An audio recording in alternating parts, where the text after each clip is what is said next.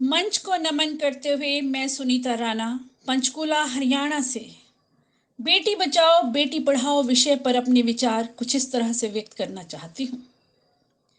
बेटी बचाओ या बेटी पढ़ाओ अपने आप में ही एक ऐसा उलझा हुआ प्रश्न जो बेटियों के माता पिता को कटघरे में लाकर खड़ा कर देता है कि अपनी बेटी को बचाएं या अपनी बेटी को पढ़ाएं।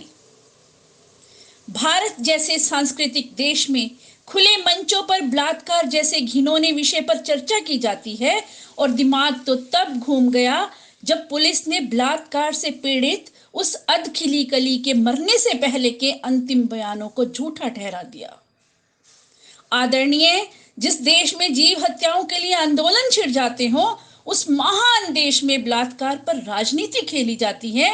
नहीं चाहिए हमें ऐसे अंधे कानून जो बलात्कारियों की हिमायत करते हो। प्रियंका की घटना में एनकाउंटर करने वाले उस इंस्पेक्टर को मैं सलाम करती हूँ और उन पुलिस वालों के लिए शब्दों के अभाव से ग्रसित मानसिक पीड़ा को झेलती हुई मैं खुद को कुछ भी कहने में असमर्थ महसूस कर रही हूँ। मैं पूछती हूँ, क्या महिला सशक्तिकरण एक खोखला नारा है? विषय को अगर गंभीरता से सोचा जाए तो समाज की सच्चाई को आईना दिखाने के लिए बेहद जरूरी है। जिस देश में माँ बहन की गालियां किसी भाषा का हिस्सा हो वहां पर बेटी बचाओ बेटी पढ़ाओ अभियान बेमानी लगता है। जिस देश में बेटी के लिए पराया धन शब्द प्रयोग किया जाता हो वहां बेटी के समान अधिकारों की बात की जाती है। बड़ी बड़ी बातों वाले बड़े बड़े देश में महिलाओं पर अत्याचार के आंकड़े भी तो बड़े ही होने चाहिए।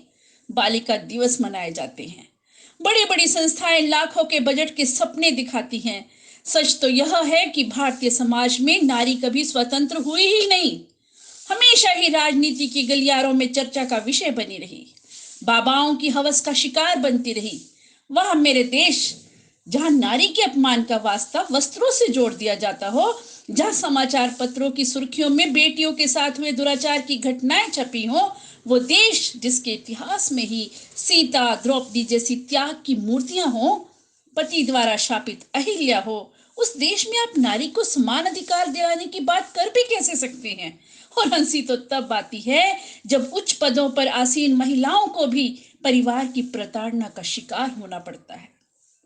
बहुत सारे प्रयासों के बावजूद भी नारी को झुककर रहने की ही शिक्षा दी जाती है। आज की नारी हर क्षेत्र में काम कर रही है, कोई भी ऐसी जगह नहीं जहां नारी उच्च पदों पर आसीन ना हो। इस सब के बावजूद हमें विचार करना पड़ेगा कि कितने प्रतिशत महिलाएं स्वतंत्र जीवन जी रही हैं, घरेलू हिंसा शारीरिक उत्पीड़न का शिकार हो रही हैं, भेदभाव बलात्कार भ्रूण हत्याएं ना जाने कितनी बुराइयों का शिकार हो रही हैं।